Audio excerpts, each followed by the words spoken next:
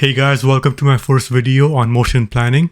In this video, I'll be covering the Rapidly Exploring Random Trees algorithm, commonly known as RRT. This algorithm has many applications in aerospace and robotics, along with autonomous driving. I'll show you how the algorithm actually works step by step, and then we will do an exercise in Python where you will implement the algorithm and test it too. You will need NumPy, Matplotlib, along with the Python Pillow library for image processing. If you are interested in self-driving cars and autonomous vehicles, this video is very important to understand the basics of the path planning algorithms. Let's start. Okay, here I have a simple configuration space, and I'm just going to draw an obstacle here. So I'll just draw like a square box where you cannot go. So this kind of space can be represented in a binary image where 0 is free space and 1 is obstacle. And then 1 is obstacle here. So this will correspond to 1. And you have X and Y there. So when you begin RRT, you start off with a starting point. And let's say you want to go here. So you begin by sampling. So let's say I sample a point over there. I then travel a distance d from the start node to the point.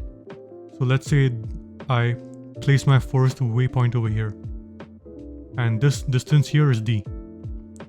In iteration number 2, let's say I sample there, and now from which node should I place the waypoint? You place it in the nearest node to this point here. So let's say if my point is there, it'll be the one here. And it'll be in this direction from that node to the point. Let's say I sample one more time. I sample something here. The closest to this one is this waypoint here, so I'm gonna go again distance d. Now let's say I sample over there.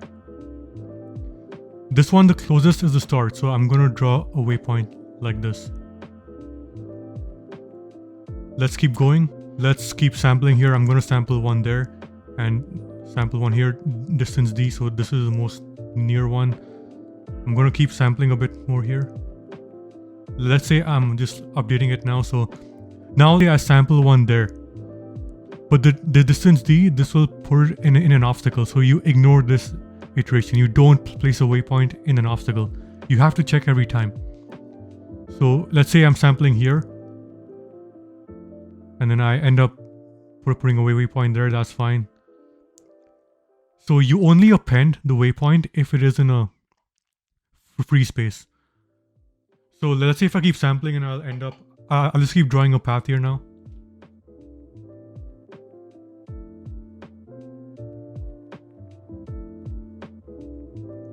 Okay, now let's say we sample over there. We are near the goal. We sample here and we end up there. Now the path is found. Let me draw some more samples here just to connect more random points. We start off with the start. You sample, you can connect it, and from then on, every iteration, you sample it to the most nearest node. So what that means is, let's say at every iteration I get a point. You have to store this data structure somewhere. And you have to get the distance from here to each point, and whichever point is the nearest, you get that. Once you have that, you append it to that child here. So obviously the data structure is a tree. I think that's obvious for you. So let's say this node here, it has one parent and it has one child.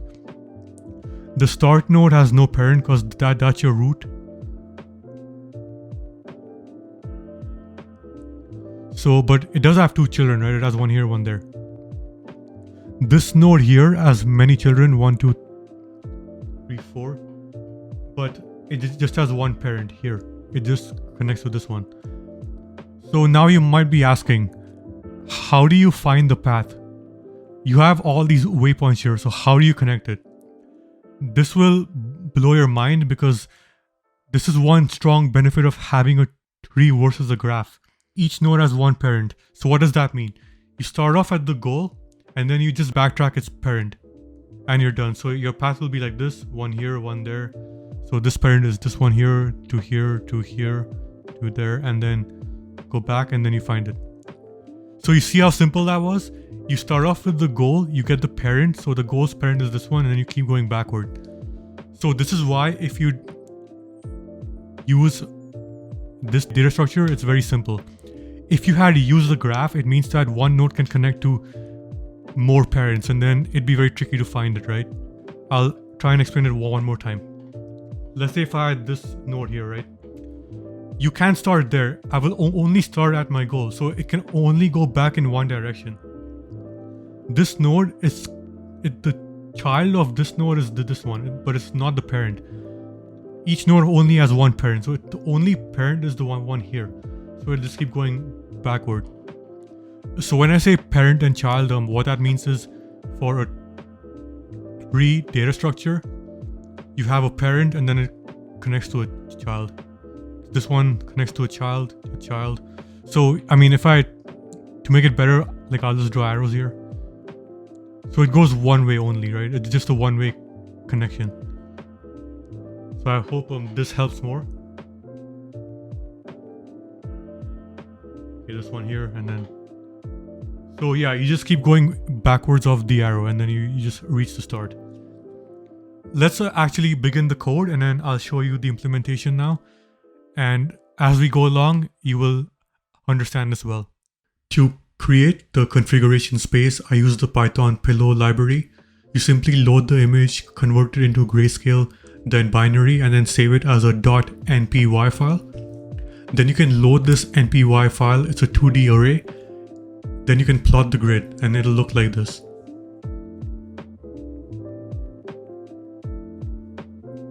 So that's our configuration space.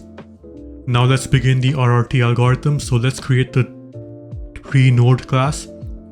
So it'll take in two arguments, location X and location Y. You simply set these to the class attributes. Initially the node, it'll be by itself, so it won't have any children nor a parent. It'll just be a point in space.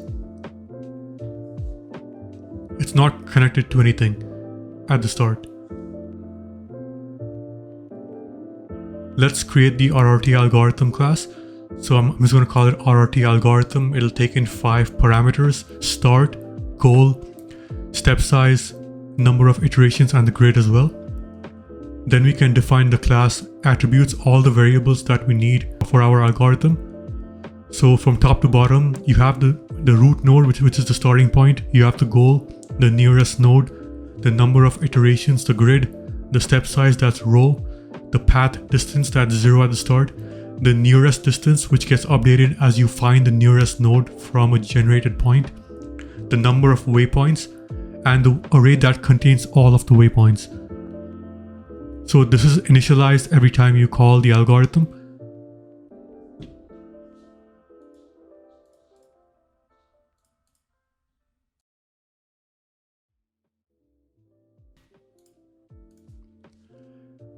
Now let's define all the methods.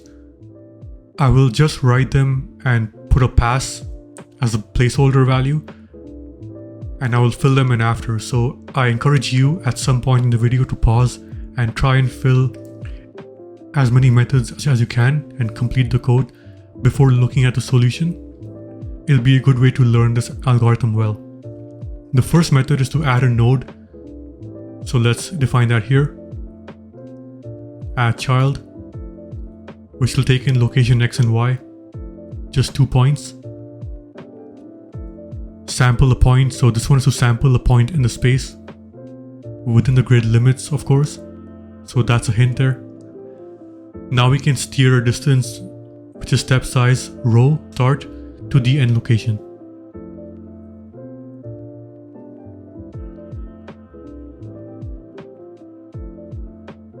Next method is to check if an obstacle lies in the region. This method is a bit interesting, but I think you get the idea how to do this. I'll give it 2 locations and you can proceed from there. Location start is a node object and location end is a point, a 2D array. So keep that in mind. Let's find the unit vector. simple code for that. Again, location start is a node and location end is a point. Find the nearest node. This one is a bit more complex, but you can do this with recursion. I'll show you how after. Find the distance between 2 points. One of them is a node. So node 1 is a node object, point is a point. So that should be pretty simple.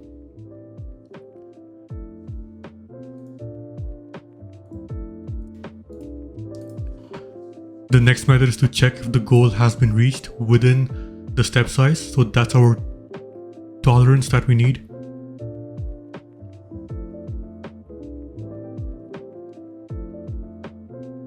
Next, the method is to reset the nearest nodes and distance, because this will be called on each iteration. So you have to reset the values. This one is the most interesting method to get the path from the goal to the start. So I gave you a hint, from the goal to the start. So that's our methods. Let's load the inputs that we need. So here I'm just loading the grid, setting my start, goal position, number of iterations, step size, and that's our initialization. Before I call in the RRT algorithm, I'm going to plot everything on a graph to see what it looks like. And this plot will be updated in real time as the algorithm proceeds, the same way you saw in the intro. So we are now ready to fill in the methods, and I will give you hints, I will fill in them partially, but I do recommend you try it on your own. That's our configuration space, start on the left and goal on the right. So the objective is to find the path which will not hit any obstacle from start to finish. So try this on your own before you continue, and good luck.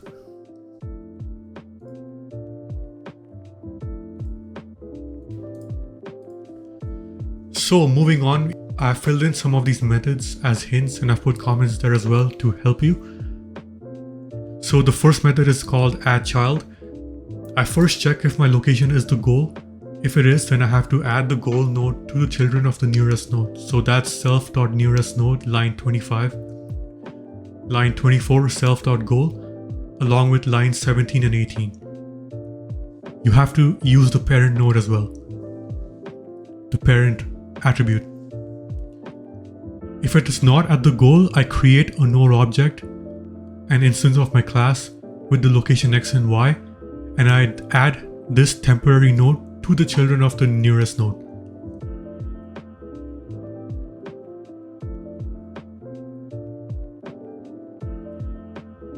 Next method I filled in sample a point, so I simply use the random number generator to generate an integer which is within the grid limits. Once again, x and y corresponds to grid y and x, so don't mix them up. So that's why I have grid 1 for x and grid 0 for y. To steer to a point, I have done this as well for you. Offset, you simply get the unit vector and then multiply it by the step size to get the offset. So that's the distance you want to go from the start to the finish. And then you offset the location by this value. So the point, the next line, you see how it's adding offset 0 to location x and then offset 1 to location y. That's simply me going forward by the step size and connecting that line in that direction. So that's why the unit vector is there. That gets you the direction you need to go. You can't just point anywhere. It has to be within the path of your random node. Next, I have some constraints there to limit the point, because you don't want the point going off the grid. And once again, the grid is y and x, okay? So don't forget that. That's why for point 0, it's more than grid shape index 1. And for point 1, I use index 0. Don't mix this up, it might cause errors. So yeah, just be careful. Next I have is an obstacle. So this one here is quite interesting. Once again, I need my vector between the location start and the location end. I have a temporary point there, and I say I increment along that point. So it's called an incremental search. For I in range self.row, I update my point. I go along the path and I've left line number 68 unfilled. You simply have to use the grid to check if the point lies in the obstacle. Recall that in an obstacle, the value at the grid is equal to 1. So that should be enough for you to fill in that line there, number 68.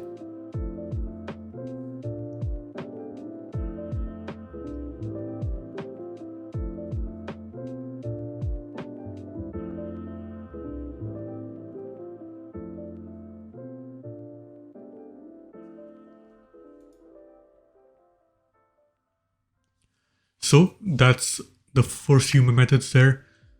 And yeah, so just fill in line number 68 by using self.grid, and that should get you going.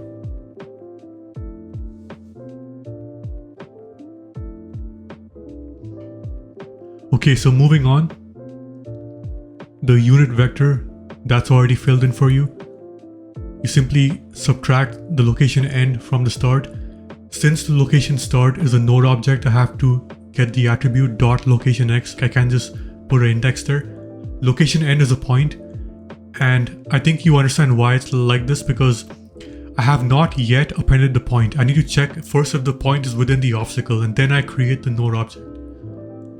And you will understand why this is the case when I actually do the algorithm implementation after. Why location end is a point and location start is a node object. So you simply get the vector, you divide it by its magnitude or its norm by using numpy.linear algebra, and then you return that vector there. So find nearest, this one I've left blank, but I've given you some hints. So you have to write the return condition. If the root is null, you return it. You get the distance between the root and the point by using the next method, which I filled in for you. And if this is lower than the nearest distance, so that's self.nearest distance, you set that as the node and you update the nearest distance. So that should be all the hints you need. So yeah, there you go, lines number 25 and so on. So you should try and fill this in yourself, and you recursively call. So for each child, you just have to call the function again for its child. So yeah, I've said do something there, so yeah, try and fill that in yourself. Next method is filled in for you, the distance. You simply get the square root, Pythagoras law, so pretty easy. The next method is called goal found. So this one I've left blank as well, so try and do this. It's quite simple. You simply check if your point is within the goal by using the distance command. So yeah, I think that's all the hint you need there. To update the nearest node, that's already done for you. You simply reset them to its initial values at the start. Lastly, the method is to retrace the path. So this one is best done by recursion. I'll give you one hint here. You have to use the parent attribute. You start off at the goal and you go to the start. You end it when the goal reaches the start node. So since you're starting off at the goal, I've put goal as the argument there. It's actually just a node, but you're initially starting off at the goal and you're going backwards. So I said backwards, right? So you're using the parent attribute. So that should be all the hints there. I've put the return condition here just to help you a bit more. And you simply add 1 to the number of waypoints if you're going backwards, and you insert the current point to the waypoints array from the start. So you can't use dot append because that appends it at the end. Since we are going from the goal to the start, you need to append it backwards, because when you actually print the waypoints, they will then be from the start to the goal. So yeah, self.number of waypoints, you need to increment that by 1. And you insert the current point there. So you see how this method is quite interesting, and it lets you actually get the entire path.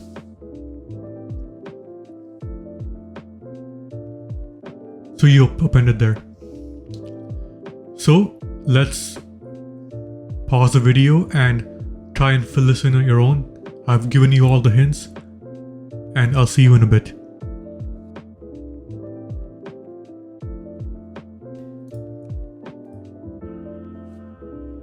So over here we have the completed code. Starting off at the first method, I simply attach the goal to the nearest node. Same if the goal is not found, you create the node object and then append that the same way. I also have to update the parent because that's how you get the parent node. You have to create a link there. Next is sample a point, that one's already done. Steer to point, that one's already done too. So is an obstacle, let's go straight there. Line number 70 now, because I added a bunch of code. The if condition will just check the grid value. If it is test point 1 dot int, because I'm converting it to an integer. So you have to do that because otherwise you won't get a proper index value. Once again, since the xy corresponds to grid yx, I have to use test point 1 instead of 0 and then 0 instead of 1 to map it correctly. So if it equals 1, you return correct, and then it's a valid obstacle then. So find nearest, now this is the recursive function here. So what I do is I return if the route is not found, and I then get the distance.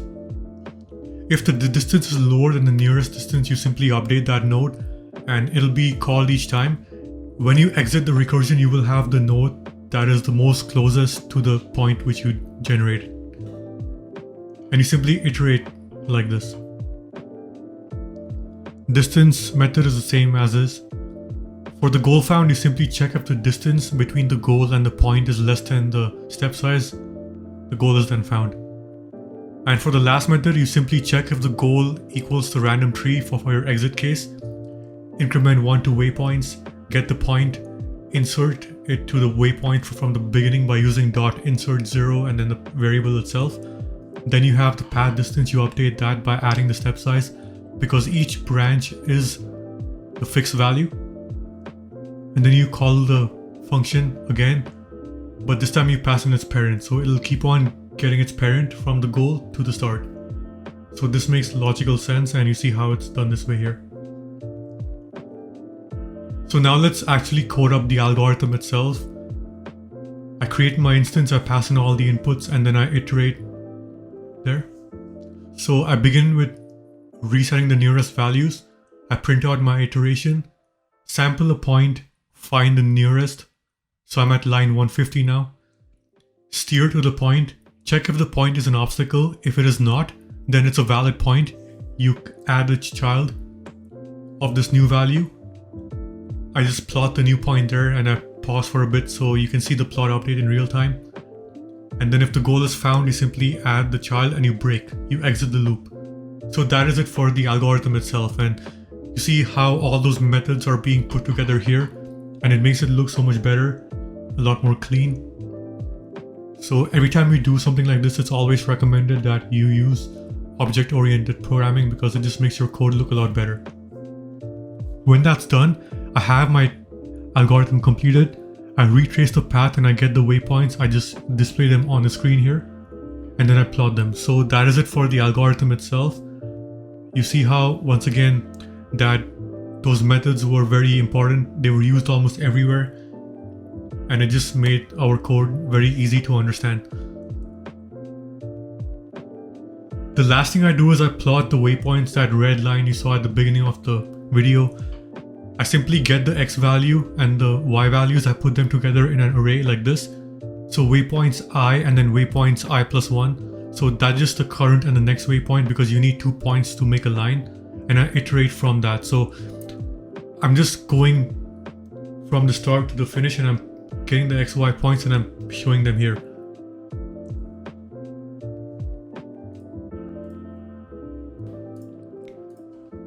We can now run our code. Let's begin. So it looks good so far. Come on, almost there, almost there. I tested it 5 times. For the first iteration, there you go, that's the waypoints. It's about 850 meters. So that's 18 waypoints if you include the start as well. And it ends up at the goal, so that's good. Let's do it one more time. So this time there was an error because the grid the value being checked is at the last element of the index, so I have to constrain it. That's pretty simple to fix. Line 70, that logic needs to be constrained to the edges of the grid, because even though the point is being constrained, it'll still check the last value. The next iteration, once again, it's going well. This time the distance is shorter at about 750 meters. That's good. You want the most short distance possible. The path looks quite smooth, it's not too zigzaggy. So that's also good news. Iteration number 4, let's go one more time. So yeah, this was the line 70 where the value is being exceeded. It's at the last index. You just have to constrain it to the maximum -1 because it's a zero-based indexing. Iteration 4, it's going, looks good. So this one resulted in the longest path at about 950 meters because the grid went towards the north a bit. It went towards the corner, so the path was longer. But that's the nature of RRT, it's quite random. And since we're not doing RRT star, it'll not be the optimal path. But the good news once again is you still get a path from the start to the goal. Let's go one more time. Iteration number 5. This one ended up being similar to 4. It went towards the corner and then dropped back. It was about 900 meters, so a bit less, but still not as good as the third iteration. So that's our algorithm. It works well, and it's a good starting point for the advanced RRT algorithms. Thank you for watching. I'll see you in the next video. Take care. Bye.